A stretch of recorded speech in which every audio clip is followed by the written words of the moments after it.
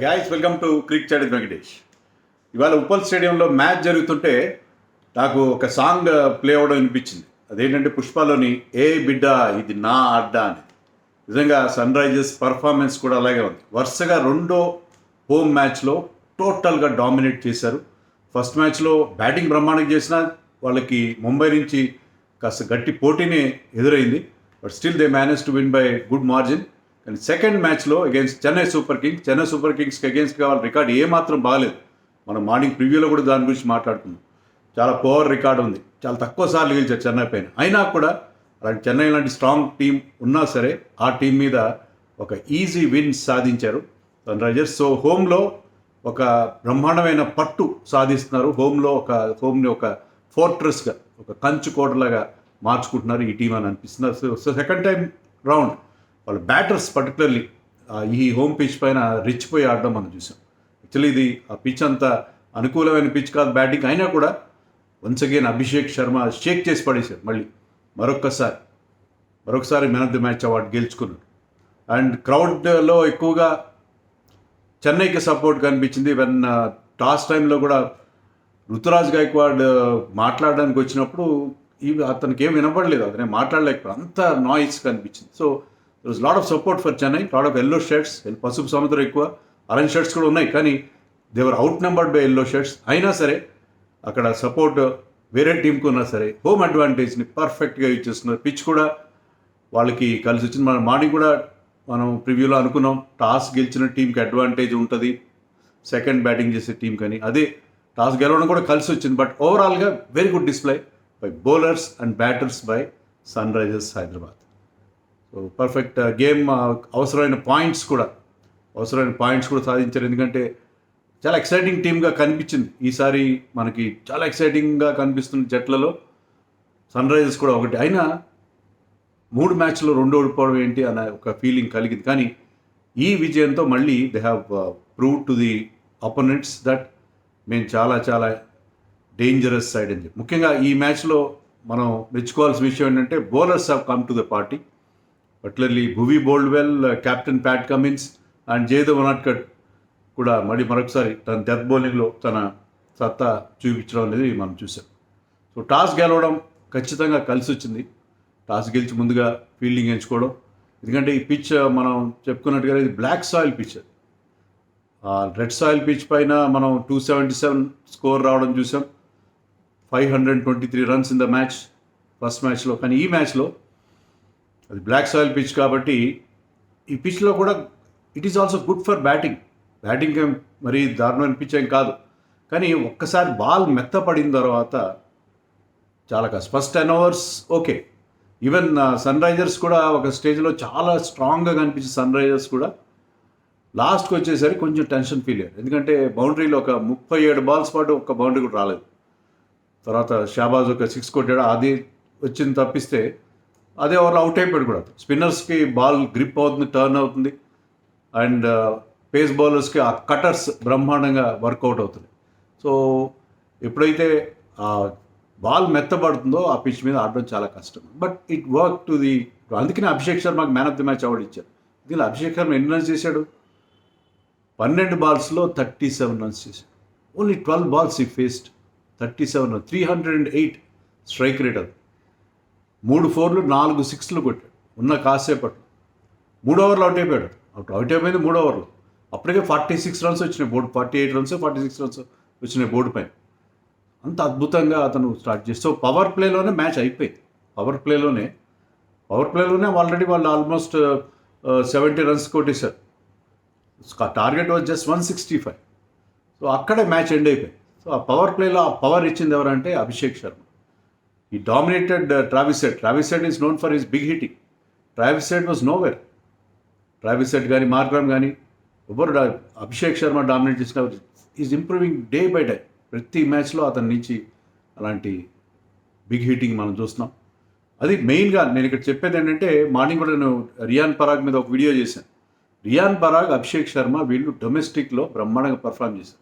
సయ్యద్ ముష్టాకిల్ వాళ్ళిద్దరు top scorers. మరి ఆ ఫామ్ ఇక్కడ కంటిన్యూ అవుతుంది. ఎవరైతే డొమెస్టిక్ క్రికెట్ నెగ్లెక్ట్ చేస్తున్నారో వాళ్ళందరికీ ఇది ఒక ఐ ఓపెనర్, ఒక కనువిప్పు. ఎందుకంటే డొమెస్టిక్లో మీరు బాగా ఆడితే అదే ఫామ్ మీరు ఇక్కడ కంటిన్యూ చేస్తారు. దానికి Abhishek and Riyan Parag best examples. Even Mayank Yadav కూడా దేవదర్ ట్రాఫీలో ఆడిన 5 మ్యాచ్లో బోల్డెన్ వికెట్లు తీశాడు. సో మీ డొమెస్టిక్ ఫామ్ అనేది చాలా ఇంపార్టెంట్. అదే ఈసారి మన ఇండియన్ ప్లేయర్స్ బ్రహ్మాండంగా షైన్ అవుతున్న ఈసారి ఐపీఎల్లో ఉంటే బికాస్ మంచి డొమెస్టిక్ సీజన్ ఇచ్చిన కాన్ఫిడెన్స్తో వాళ్ళు ఐపీఎల్లోకి అడుగుపెట్టారు. అక్కడ వాళ్ళకి అది కలిసి రావడం చూసాం. So Abhishek Sharma is big plus for Sunrisers Hyderabad. So అతని ఫామ్ 3 మ్యాచ్లో మనం అద్భుతంగా ఆడడం అనేది మనం చూసాం. And not to forget SRH bowlers. Chennai బాగానే స్టార్ట్ చేశారు, వాళ్ళు 26 వరకు బాగానే వెళ్ళారు. తర్వాత రవీంద్ర ఎందుకనో అంత ఎఫెక్టివ్గా ఆడలేకపోతున్నాడు ఫస్ట్ 2 మ్యాచెస్ తర్వాత. రుతురాజ్ వాజ్ దేర్, అతను కూడా 6 కొట్టాడు, ఒక couple of boundaries, but still he could not be very fluent. And Ajinkya Rahane చెన్నైకి వచ్చిన తర్వాత 160 స్ట్రైక్ రేట్. అతను ఓవరాల్ ఐపీఎల్ స్ట్రైక్ రేట్ 120స్లో ఉంది, కానీ చెన్నైకి వచ్చిన తర్వాత 160 స్ట్రైక్ రేట్తో he has been striking at 160. కానీ ఈ మ్యాచ్లో అతనికి ఆ ఫ్రీడమ్ దొరకలేదు. ఇక్కడ అతను చాలా స్లో అయిపోయాడు మెల్లమెల్లగా. ఓన్లీ శివం దూబే ఒక్కడే ఆ పిచ్ పైన ఫ్రీగా ఆడగలిగాడు. ఎప్పటిలాగే స్పిన్నర్స్ని కానీ నటరాజన్ మీద అందరి మీద విరుచుకుపడ్డాడు. చాలా క్విక్గా ఒక 45-48 చేశాడు. సో శివం దూబే ఒక్కడే కాస్త టెన్షన్ పెట్టాడు ఎస్ఆర్హెచ్ బౌలర్స్కి. మిగతా ఎవరు కూడా they could not get going. And Shivam Dube wicket was picked up by Cummins. Pat Cummins గురించి నేను సీజన్ బిగినింగ్ నుంచి చెప్తూనే ఉన్నాను. అతని T20 క్రెడెన్షియల్స్ చాలామందికి అనుమానం ఉంది, ఎందుకంటే T20లో అంత గొప్ప బౌలర్ అయ్యాడు. కానీ మనం లాస్ట్ వరల్డ్ కప్ అప్పుడే చూసాం, వన్డే వరల్డ్ కప్ అప్పుడే అతను ఇప్పుడు స్లోయర్ వన్స్ ఎంత బాగా డెవలప్ చేస్తే ఎంత మంచి కటర్స్ వేస్తున్నాడు. సో ఆ కటర్స్ అక్కడ పనిచేసినాయి. స్లోయర్ బాల్ బౌన్సర్తో అవుట్ చేశాడు శివం దూబేని. అక్కడ టర్న్ అయింది మ్యాచ్ పూర్తిగా. శివం దూబే ఉండుంటే వాళ్ళకి ఒక 20 రన్స్ వచ్చిండే. కానీ శివం దూబే అవుట్ అయిన తర్వాత జడేజా కానీ ఎవరు they could not get going. Jadeja, Mitchell వీళ్ళెవరు కూడా పెద్దగా క్విక్గా రన్స్ చేయలేకపోయారు. జడేజా 3-4 బౌండరీలు కొట్టాడు, కానీ గొప్ప స్ట్రైక్ రేట్తో ఆడలేకపోయాడు. బాల్ జయదేవ్ ఉన్నట్టు కానీ even Bhuvi bowled last over very well. So వాళ్ళ ముగ్గురు నటరాజన్ అండ్ స్పిన్నర్స్ కొద్దిగా రన్స్ ఎక్కువ ఇచ్చారు. అండ్ ఎక్కువగా పేస్ బౌలర్స్ని యూజ్ చేశాడు ప్యాట్ కమిన్స్ కూడా, ఎందుకంటే వాళ్ళకి ఆ స్లోయర్ వన్స్ బాగా వర్కౌట్ అవుతున్నాయి. ఈవెన్ ధోని కూడా బ్యాటింగ్కి వచ్చాడు for the must to the delight of the crowd. కానీ వచ్చేసరికి 3 బాల్సే మిగిలి ఉన్నాయి. ధోని కూడా also could not get going on that slow pitch. ఎవరు కూడా లాస్ట్లో బౌండరీలు ఏంటి సింగిల్స్ రావడం కష్టం అన్నట్టుగా అయిపోయింది. సో పర్ఫెక్ట్గా బౌలింగ్ వేశారు. 165 ఈజ్ గెటబుల్. కానీ చెప్పలేం కదా, చెన్నై లక్కీగా ఏంటంటే ముస్తఫిజుర్ లేడు. ముస్తఫిజుర్కి పిచ్ చాలా బాగా సూట్ అయ్యింది. ముస్తఫిజుర్ లేడు. Second over of the SRH innings was bowled by Mukesh. చాలా రోజుల తర్వాత మళ్ళీ వస్తున్నాడు. లాస్ట్ సీజన్ ఆడలేదు, ఇంజరీ వల్ల ఆడలేదు, left arm seamer. Mukesh was taken apart by Abhishek Sharma. ముఖ్యంగా 2 లెగ్ సైడ్లో స్క్వేర్ లెగ్ వైపు 2 సిక్స్లు కొట్టాడు, స్టార్ట్ చేశాడు.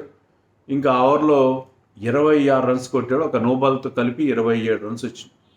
27 runs were taken of the second over. అక్కడే మొత్తం చేజ్ ఫినిష్ అయిపోయింది. అభిషేక్ శర్మ బ్రహ్మాండంగా లాంచ్ చేశాడు ఆ chase. Onslaught on Chennai bowlers. So onslaught తట్టుకోలేకపోయారు. అండ్ అంతకుముందు ఫస్ట్ ఓవర్లోనే క్యాచ్ డ్రాప్ అయింది. లాస్ట్ మ్యాచ్లో కూడా హైదరాబాద్ మ్యాచ్లో ట్రావిస్ హెడ్ క్యాచ్ డ్రాప్ చేశారు ముంబై వాళ్ళు స్టార్టింగ్లో 5 మీద ఉన్నప్పుడు అనుకుంటా. ఇక్కడ కూడా ఫస్ట్ ఓవర్లోనే డ్రాప్ చేశారు. మొయిన్ అలీకి straight forward chance and the first slip. Ball ఫాస్ట్గా వచ్చింది, గట్టిగా కొట్టే ప్రయత్నించి, అది యాక్చువల్గా అది ఎడ్జ్ కూడా కాదు, టో ఎండ్ ఆఫ్ ది బ్యాట్కి తగిలి వచ్చిన క్విక్గానే వచ్చింది. బాల్ క్విక్గానే వచ్చింది అతనికి, కానీ మంచి కంఫర్టబుల్ హైట్లో వచ్చింది. But it bus through his hands. So అతని చేతుల్లో నిలబడలేదు. ఆ క్యాచ్ పట్టుంటే వేరే ఉండేదేమో, కొంచెం డిఫెన్స్లో పడి ఉండేవారు. కానీ డ్యామేజ్ అతను చేసిన 31 రన్స్, డ్యామేజ్ ఏమో అదర్ ఎండ్లో ఎక్కువ జరిగింది.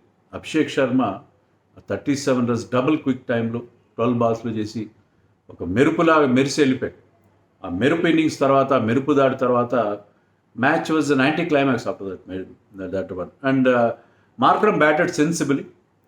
అతను సిచ్యుయేషన్ అర్థం చేసుకుని వాజ్ ప్లేయింగ్ ద సిచ్యుయేషన్ తగినట్టుగా ఎక్కడైనా లూజ్ బాల్ దొరికితే దాన్ని బౌండరీ కొట్టడం 6 కూడా కొట్టాడు.